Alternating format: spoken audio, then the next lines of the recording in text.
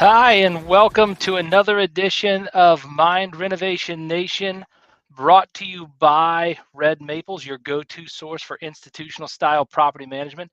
I am your host, Nathan Bush, and each week we bring you exciting news, topics, things that we're doing in our real estate experience. We try to bring together industry experts, influencers, and a number of different people interested in investing in small multifamily real estate. And so today's show, we are talking all about why your tenants are destroying your property. But before we get into that, I'd like to say to everybody, happy Black Friday and happy Thanksgiving. This is a pre-recorded show. Normally we go live every Friday at noon talking about small multifamily real estate investing. And I just wanted to say thank you for letting me spend some time, holiday time, with my family and friends during this holiday season. So thank you very much. Today, we're going to be talking all about why your tenants are destroying your property. And if you wouldn't mind, go to the links below. If you like information like this, you will love information like the links in the description. Subscribe to the YouTube channel, share this message out on Facebook. I hope that this information is impactful and helpful for you and for many. So let's talk about this. Let's dive right into why your tenants are destroying your property. Before I get too far into that, I want to make sure I do recognize Red Maples as the sponsor. So if you need institutional style property management, meaning you need to be your property be managed like the big guys do in St. Louis, and the process to start that is to go to redmaples.com/assessment. That's ASSESSMENT. Go to red-maples.com/assessment, and you can start your real estate portfolio assessment there. All right, so what are you doing to reduce damage caused by your tenants in your rentals? That's the question I have for you. If you are going to reduce damage, the first thing you have to do is ask yourself the question, what are you doing to reduce damage? Some of you might say that you're doing nothing because you've never had a problem with tenant damage. And just like last show, I'd like to tell you that you might not have had a problem yet, but eventually you will have tenants who do damage to your property unless you've taken the time to put some of these systems and tools and resources in place like we have for you today. Maybe this is you. I don't have time to deal with all of this. You're just trying to rush through and get to the bottom line. And the bottom line is this information in this show will save you countless hours of time on the back end when the tenant moves out and has done thousands and thousands of dollars worth of damage to your property. How about this one? I don't want to alienate my tenants by being too strict. Maybe that's you. And we talked about it on last show. And I would tell you that you are actually doing a disservice to your tenants. You're actually being more disrespectful to your tenants if you think that you just let them do all this damage and then just bill them on the back end and ends up costing you and everybody else. So I don't know that you're doing the right thing by the tenant if you don't inform them about what's going on along the way and put some of these procedures in place that generate professional, proficient, and profitable property management. So what do we do? What do we do? Well, if you're like we talked about in the previous episode, and this is your rental property experience, you might never want to own or rent out your small multifamily again to another tenant, and that's just not feasible or practical. Hopefully this isn't dinner time for you. Hopefully you're not dealing with the grease wall in the kitchen because you didn't put some of these practices in place. Hopefully you're not dealing with the destruction because you didn't put some of the practices. I'm going to share with you practical tips today that will help you to be more professional and proficient in your property management when it comes to dealing with tenant damage. Hopefully it says welcome to the bathroom. Hopefully this is not the bathroom experience when you walk through your property. And I just hope this thousands and thousands and thousands of dollars worth of damage is not being done in your rental properties. But if perhaps there's a possibility that any of this damage is being done, maybe today's show will help you with a couple of practical tips that will walk you through what you can do about it. Remember last time on the last show, we talked about in part one, the psychological principles, the psychology of the tenant that kind of leads to this destruction in the property. The first one and the most important to focus on is the lack of ownership. Giving the tenant a feeling of ownership, a sense of control, a sense of identity with the property that they're living in. The second thing we talked about is anger and frustration. And remember, I showed you the chart from the psychological institution that identified the different stages of anger. Maybe we have the vandalism aspect that's happening inside your property, or maybe you're just quite frankly dealing with mental illness. And we talked about that in depth. So if you want to know more about that information, again, go back and watch the last YouTube show that we did, the last live cast, and it will help walk you through those four things. Just as a brief overview, we went through the control model to help you understand psychological ownership. This theory was put together, and it's very impressive in helping you understand that it takes the effectiveness and the self identity to generate control. It takes a place to dwell, some physical environment where you can see, touch, feel, those types of things, smell, along with that identity that you're creating that creates an intimate knowledge of your surroundings. And then we talked about how having that place to dwell or the place you call your own, along with seeing your future self, the investment or yourself in that place, a simulation gives you that investment. And so control, intimate knowledge of something, and that investment is what creates the buy-in in people's behavioral pathways in order to have that psychological ownership. And I'm not going to go too deep into anger. It's important that through today you understand this process of not making your tenants angry in dealing with their property manager if that's you, the owner of the small multifamily property. We talked about vandalism, where people can have intent to just do destruction, and then mental illness. And we talked about seeking professional help and legal counsel before dealing with mental illness. And so we don't want that to be the case for you. All right. We also talked about last time, I went into depth on this Bible verse, and I helped you understand that to love your God with all your heart and your soul and your mind, and that's the first commandment. The second of the greatest commandments was love your neighbor as yourself. That none of these practices work from a technical aspect unless you first understand the greatest commandment, which is to love your neighbor. You have got to care about people for any of this stuff that I'm about to share with you to work. And last time I broke down the framework for you on the last show. We talked about the framework of pre-tenancy, during their tenancy, conflict resolution, and post-tenancy. These are all of the places to look at when you're talking about how do we reduce the damage that the tenant is doing inside the property. Where are all the places that you can reduce the likelihood of damage? Where are the four places to be the most professional and proficient so that you can be the most profitable with your small multifamily rental? And so you're going to look at those four places. Today, though, we're going to look specifically during your tenancy. When your tenants are living in the property, what are the three things that you can do in order to reduce tenant damage inside the property? Remember, we talked about that sense of control, that sense of ownership, that sense of identity. Well, part of having that inside of your property management aspect is making sure that you're having regular communication with your tenants. Yes, they got to be able to communicate with you. The second thing is having routine inspections of your property. Having routine inspections of your property. And the last thing that you're going to do during the tenancy as part of this framework to help you reduce costs is understanding what to do as far as maintenance and repairs go. Okay, so here we go. Let's talk about regular communication for a second. I'm going to pop up here on the screen so you can see a couple of things.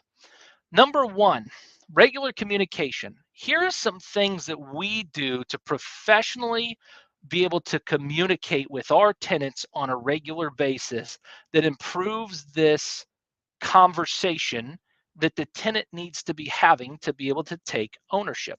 Number one, on our website, red-maples.com, under current residents, the residents have the ability to log in to their tenant portal. This gives them significant control as a tenant.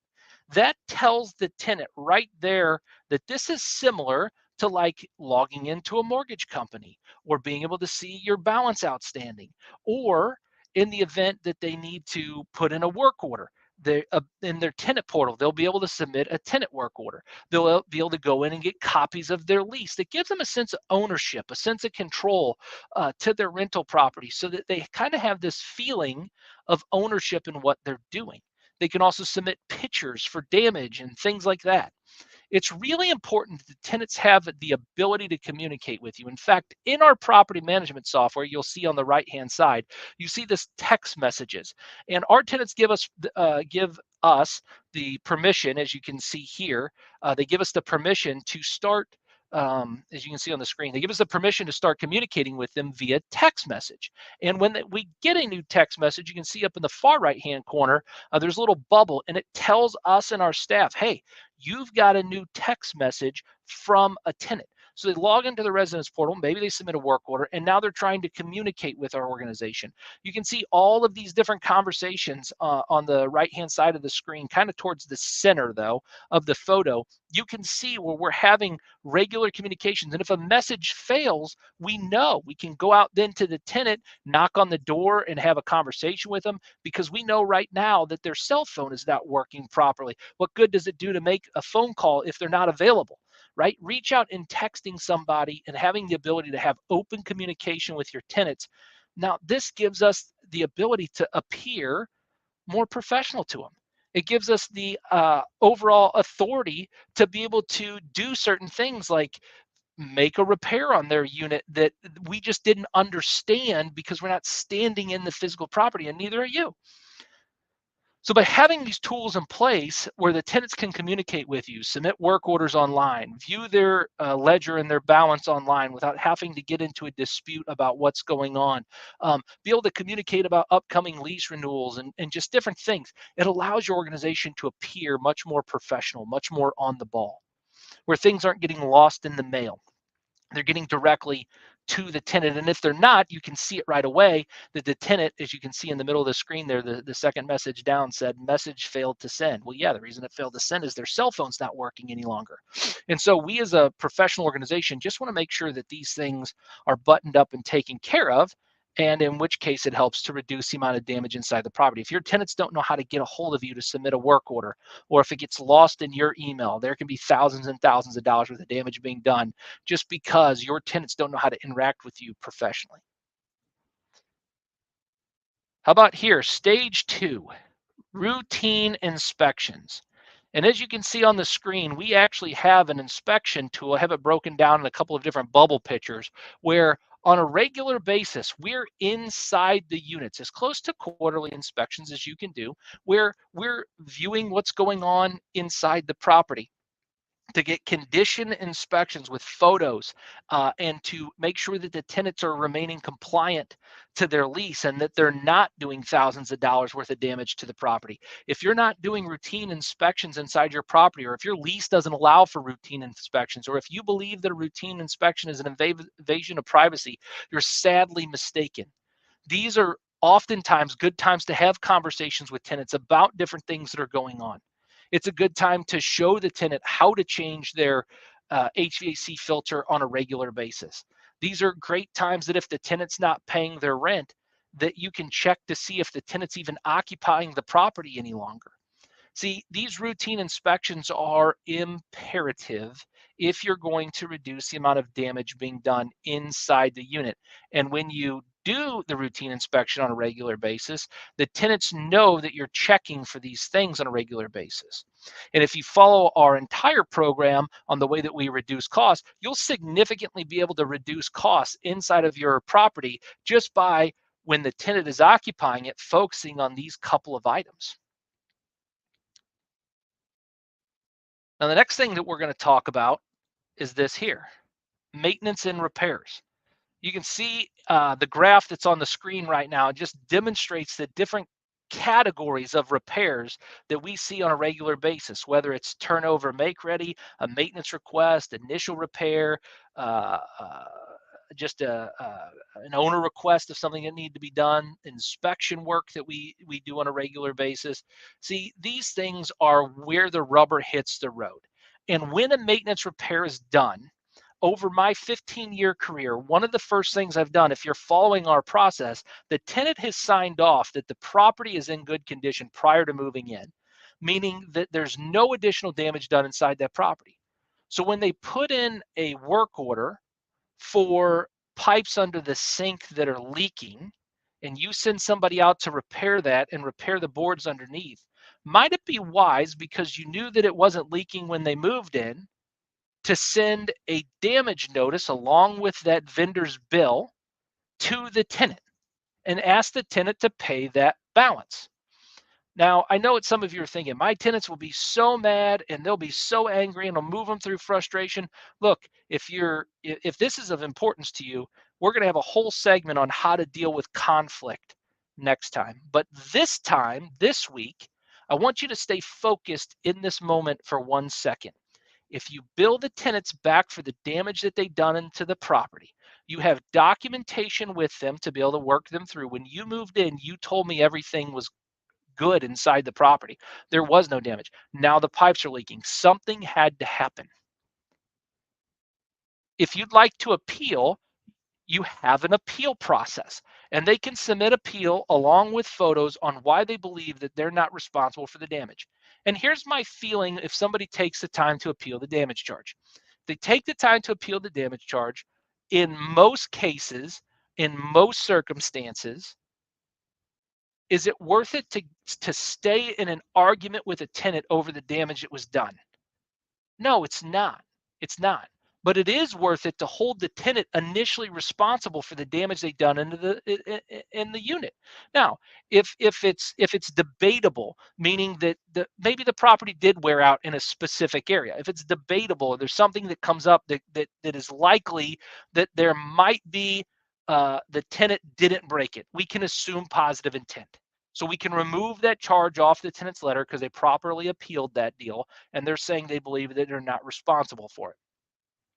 Now, if it goes on and it happens again, now we've got a different scenario. Now I have something to stand on. No, no, no, no. We cabled your drain one time. We didn't pull anything back. This time we cabled your drain and we pulled out a He-Man action figure. That was tenant damage that was done by tenant. Or maybe we pulled out wet wipes. No, that was tenant damage because we cabled your drain once. You said you weren't responsible for it. And here we are cabling again, and we found something new inside those lines. That's a problem. And I can hold the tenant and hold that ledger accountable. I can hold that damage accountable. One of the things that oftentimes landlords will do is that they will, property managers will do and landlords will do, is they'll pay the rent to themselves first. And all these open charges, whether it's a utility charge or whatever, they'll leave those open on the ledger. I think it's a sad mistake. I think the thing you should do, and what you should be responsible for doing if you're collecting rents, is to post to the oldest charge first. When you pay off those oldest charges first, what ends up happening is that the following month, now rent's due. This balance for those outstanding damage items, those are paid off. Those are done. We're not even talking about those in the future. Now what we're talking about is collecting the remaining balance of the rent that's outstanding and due. Done correctly and done professionally, you can bill these damage charges back to the resident and ensure you hold them accountable for damages inside the property. Now, you combine this with your quarterly condition inspections, and you combine this with the aspect of regular communication with your tenants, and they understand and know that they're going to be billed back for damages. Guess what happens? they're less likely to damage the property. In fact, they begin to take a little bit of ownership because they don't want to call in a work order that they believe might be considered tenant damage. They actually fix it themselves. And if they don't call in stuff and they let it build up, they know we're going to catch it in this quarterly condition inspection. Do you see how these things work together? Good communication, that quarterly condition inspection, doing routine maintenance inside your property, actually making sure that those things get taken care of. I mean, we haven't even talked about the fact about response times and work orders. Do you know how many tenants we talk to when we inherit properties that they take weeks, sometimes months as a landlord to come out and fix something because they have other things going on? They're a busy professional. When you take care of tenant issues right away, the tenant also knows that you care about the property. If you care about the property, they're more likely to care about the property. If you're resolving things in a timely fashion, they'll want things, they'll understand that you want to keep things, nice, and you want to keep the property nice, so they want to keep the property nice. These are some of the challenges and mistakes that I see landlords making all the time when it comes to repairs on the property. All right, so when done correctly, like last time, this is what happens. The tenant walks out and they leave the property in great condition after years and years and years of living there if they needed to move or wanted to move somewhere else.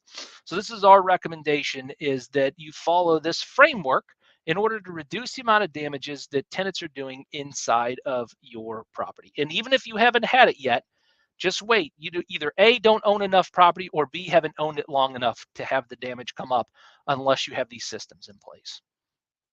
And I'd like to encourage you to be able to invest with confidence, not just confidence tricks, right? So if this information is interesting to you, and you would like an organization like Red Maples to guide your real estate management so you can focus on investments and the work you do best, we'd be happy to have that conversation.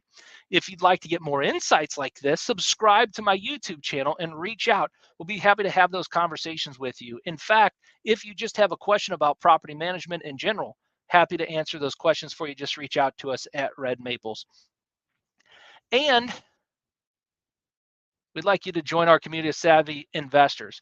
So the way you can do that is, number one, you can share your successes and invite others to benefit from Red Maples. If you're currently an investor with us and you know other investors who you believe we would be a good fit for to be able to help, just reach out. I'd be happy to have the conversation with them.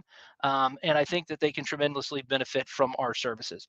And I'd also recommend following us if you'd like to be a part of that community of savvy investors. Follow us for the latest insights that we have in real estate investment tips, because these are coming from practical applications of the management of multiple investors' different portfolios. My partner owns 6 rental properties as of right now today, and we're continuing to grow that each and every year. However, if you want to learn from other investors and the things that we see as managers from managing hundreds of properties, that's why this show exists. So invite your friends, join on my live cast where we meet Friday at noon and we talk this real estate, where I can answer direct questions that you may have as a real estate investor from the manager's perspective. And lastly, if you are a real estate investor, whether you're one of our clients or maybe you have some stories, maybe you agree or disagree with the content that I shared today about how to be more professional and proficient and profitable in your real estate endeavors, reach out to us. I'd like to be able to feature you in one of our future shows. We'd love to have you on the show. We'd love to be able to share your experience with our audience. And make sure you share and celebrate your victory lessons through our show as well. I want to make sure that we're able to highlight those things for you so that you're confident and comfortable in the decisions that you're making as a real estate investor, backed by people who support you. I think it's one of the hardest things in this world, is to try to do this world alone. And so join our community, be a part of this network as we continue to grow and celebrate people just like you, whether on our show or not. And lastly, again, happy Thanksgiving and Black Friday. I do have a Black Friday sale for you. You guys know that you can go to red tenants-maples.com/assessment and take the management assessment, or you can go to nathanbushmba.com/family budget and get my course that has recently been designed as a challenge for you with a gap analysis to show you where you're at versus where you'd want to be. You can probably start that whole process and at least get in the process of getting your finances back on track in the next 30 days or so by going through the process that we have here with the coursework that we have online. So if you go to nathanbushmba.com/family budget, there is a Black Friday special there for you. Just go ahead and click join the challenge, and they will send you the family budget scorecard gap analysis and the videos that go along with it. So happy Thanksgiving, happy Black Friday. Thanks for taking the time to allow me to share this with you pre-recorded. Remember, we will be back again next Friday live. We will be sharing all of the wonderful gifts and wisdom that we have learned along the way of our real estate journey. Thank you for the clients that are watching, and thank you to those of you who are new for the first time. Have a good afternoon. Subscribe to the YouTube channel. You guys have a great weekend.